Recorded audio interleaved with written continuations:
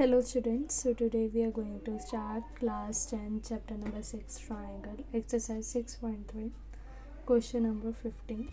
Statement पढ़ने से पहले मैं आपको एक बात क्लियर कर लेना चाहती हूँ।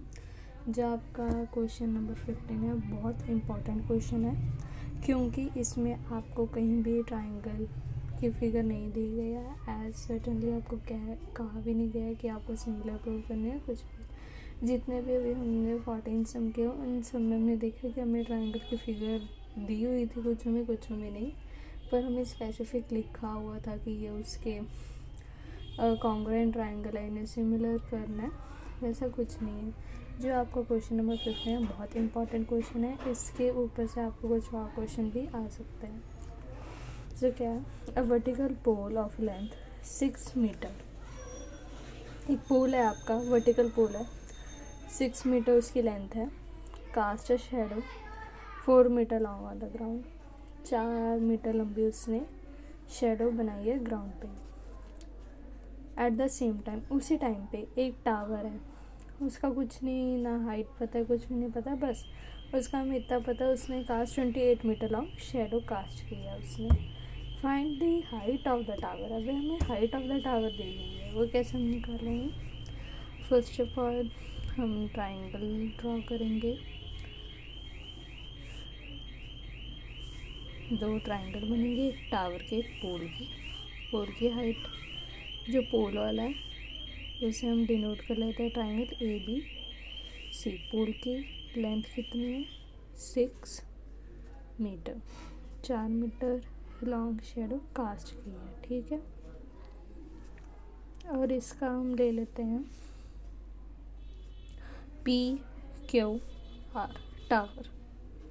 ये पोल का है, ये टावर की है। इसका हमें क्या दिया गया है? कलर से 28 मीटर लॉन्ग शेडो कास्ट की है। लॉन्ग शेडो आप कह सकते हो कि जो आप 28 मीटर शेडो कास्ट की है वो नहीं आनी चाहिए, हाइपोटेन्यूज नहीं आना चाहिए। हमने बेस क्यों लिखा है, ये भी क्वेश्चन हो सकता है। क्योंकि हमने बेस इसलिए लिखा है, इसमें कई बार बच्चे कंफ्यूज हो जा सकते हैं, क्योंकि 28 मीटर लॉन्ग शेडो से कास्ट की एक टावर है। सपोज करो दिस इज अ टावर, इससे शेडो कास्ट की ऐसे करेगा ना वो शेडो कास्ट, ये टावर ऐसे शेडो कास्ट करेगा ना, वो ग्राउंड में ही आएगी अल्टीमेटली शेडो पर चाहे, इसलिए हमने इसे बेस माना है। आई होप आपके डिफरेंस क्लियर हो गया होगा कि इसे हमने हाइपोटेन्यूज नहीं लेना, बेस लेना है। Okay. In triangle ABC and triangle PQR, angle A equal to angle P। Opposite angle लिख लीजिए आप, opposite angle B equal to angle Q 90 degree each. Sorry, मैंने यहाँ पे 90 डिग्री का बनाया नहीं, क्योंकि ये एक आपका टावर है, टावर तो ऐसे सीधा ही खड़ा होता है 90 डिग्री के एंगल में, एंड आपका पोल भी वर्टिकल पोल दिया भी गया है क्वेश्चन में, इसलिए। So triangle A B C, similar triangle P Q R by A, similarity rule A B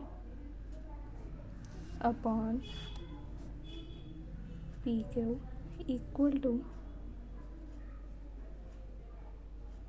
BC upon QR by CPST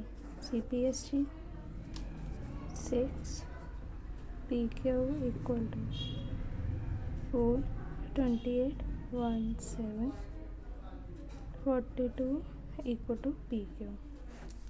42 metre equal to PQ length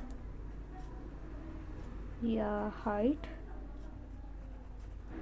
of tower equal to 42 metre. आप बोलोगे इसमें आपने A B upon P Q B C upon D R क्यों नहीं किया? ऐसे भी हो सकता है, ऐसे ही किया है। आपका एक और क्वेश्चन भी आ सकता है, A B upon P Q B C upon Q R किया है।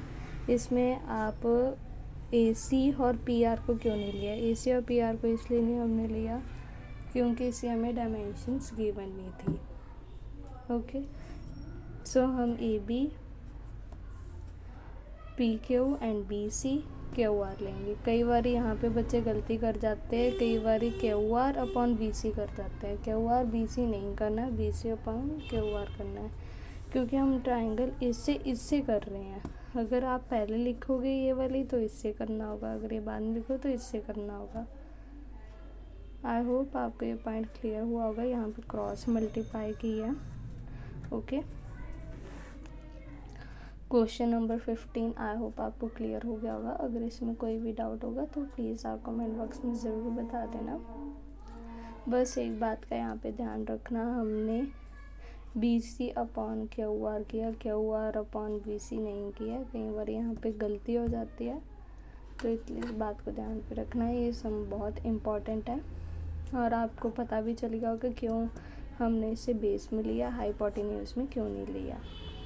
अगर टिल देन अगर आपको कोई डाउट है तो प्लीज़ आप कमेंट बॉक्स में ज़रूर बता सकते हैं। And thank you for watching.